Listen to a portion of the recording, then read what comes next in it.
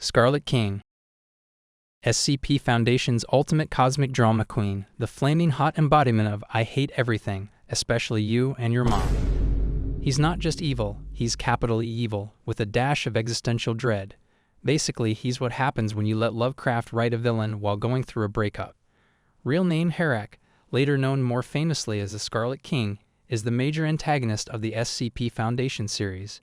This guy's backstory is more chaotic than a Reddit thread at 3 a.m., but generally, the Scarlet King is an ancient interdimensional entity who wants to destroy reality because reasons. Maybe he didn't get enough hugs. Maybe he just hates Mondays. Either way, this guy wakes up every morning and chooses apocalypse. He decided that all of existence should be destroyed once and for all, starting by devouring his own siblings and gaining strength from their essences. He destroyed gods. One of the gods he subjugated was a goddess named Sana, whom he took as his wife before raping her to death. In the process, she gave birth to 7 daughters, whom he then fertilized with leviathans. Brainwashed Hevel into becoming the immortal barbarian Ableshel. He is also the reason why Hevel became SCP-076-2. Scarlet King is that ancient horror who doesn't just want to rule the world. He wants to smash it into cosmic glitter and throw it into the void, just for funsies. Ultraman Noa. Ultraman Noa is a legendary figure in the Ultra series, renowned for his immense power and pivotal role in the multiverse. Originating from the world of N, he is over 350,000 years old, making him the oldest known Ultraman. His journey began as a being of light who combated the space beasts threatening Nebula M80. After a prolonged battle, he entered a deep slumber, during which an alien race attempted to replicate him, resulting in the creation of Dark Zagi. Zagi turned malevolent, leading Noa to pursue and ultimately defeat him, though at the cost of his own power, causing him to devolve into Ultraman the Next. On Earth, he bonded with various hosts, known as Dunamists, including Shunikimaki and later Kazuki Koman. Through these bonds, he evolved into Ultraman Nexus and eventually regained his true form as Ultraman Noa to vanquish Dark Zagi permanently. He possesses immense physical strength, capable of delivering powerful punches and kicks, such as the Noa Kick, which uses supergravity to enhance its impact. His arsenal includes energy-based attacks like the Noa Thunderbolt and Shining Noa, as well as defensive abilities like the Noa Reflection Barrier. He can manipulate meteor eggs with Noa Galaxy and create illusions using Noa Mirage. These powers, combined with his experience and wisdom, solidify his status as one of the most formidable beings in the Ultra series. Ultraman Noa isn't just strong in the physical sense. He's narratively and metaphysically built to represent the ideal of hope, light, and potential, taken to the extreme. Tet. Tet is the one true god in the universe of No Game, No Life, a being born not from divine lineage, but from the heartfelt wish of a human named Rikudola during the cataclysmic Great War. Riku, recognizing his own unworthiness, prayed for a god of games to bring peace to the war-torn world. This prayer, combined with the immense magical energy present at the time, gave birth to Tet, the god of play. Upon his emergence, Tet claimed the Suniester, an artifact that bestows godhood, and used its power to end the Great War.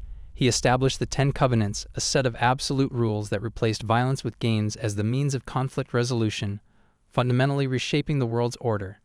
As the supreme deity, Tet possesses unparalleled abilities, including teleportation, levitation, interdimensional travel, and reality warping. His magical prowess surpasses all others in Disboard, making him the most formidable being in existence. Despite his omnipotence, Tet is characterized by a playful and curious nature. He often disguises himself as a member of various races to engage in games and learn about different cultures. His love for games led him to challenge Sora and Shiro, the undefeated sibling duo known as Blank, to a game of online chess. For the first time, Tet experienced defeat, which delighted him and prompted him to invite them to Disboard, offering them the chance to challenge him for his title. Tet's unique origin, immense capabilities, and the profound impact he has on the world's structure underscore his unparalleled strength and influence. Eru Iluvatar. Eru Iluvatar is the supreme being in J.R.R. Tolkien's legendarium, known as the One, or Father of All. He exists beyond time and space in the timeless halls and is the sole creator of Ea, the universe that encompasses all of Tolkien's world. Eru is omnipotent, omniscient, and omnipresent, possessing the unique ability to create life independently through the flame imperishable. He brought forth the Ainur, angelic beings who participated in the music of the Ainur, a divine symphony that shaped the world's design. Among the Ainur, the most powerful entered Ea to become the Valor and Maiar, guiding the world's development. However, only Eru could bestow true life and consciousness. For instance, when Ule crafted the dwarves, Eru granted them souls, allowing them to live independently. Similarly, Eru created elves and men directly, known as the first and second children of Iluvatar. In the Second Age, when the Númenóreans, led by King Ar-Pharazôn, attempted to invade the Undying Lands, Eru responded by reshaping the world. He drowned Númenor, buried the invading army, and made the world round, removing Valley Nor from mortal reach. In the Third Age, after Gandalf's death battling the Balrog, Eru resurrected him as Gandalf the White, enabling him to continue his mission.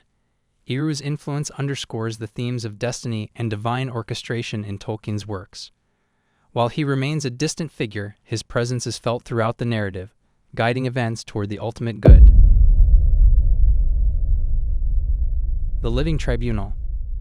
The Living Tribunal is a cosmic entity in the Marvel Universe, serving as the supreme arbiter of the multiverse. Created by Stan Lee, Rui Severin, and Herb Trimpe, he first appeared in Strange Tales number 157 in 1967. His primary role is to maintain balance across all realities, ensuring that no single universe gains dominance or that good and evil remain in equilibrium. The Tribunal possesses near-omnipotent powers, allowing him to nullify the combined might of the Infinity Gems, an act that underscores his immense authority. He operates under the One Above All, the highest being in the Marvel hierarchy, and is considered second only to this entity in terms of power. His three faces, equity, vengeance, and necessity, symbolize the aspects he considers when passing judgment. He once judged Earth, contemplating its destruction due to its potential for evil, but was persuaded by Doctor Strange to spare it, recognizing the planet's capacity for good. In another instance, he ruled that the Infinity Gems could no longer be used together, preventing their collective power from threatening the multiverse.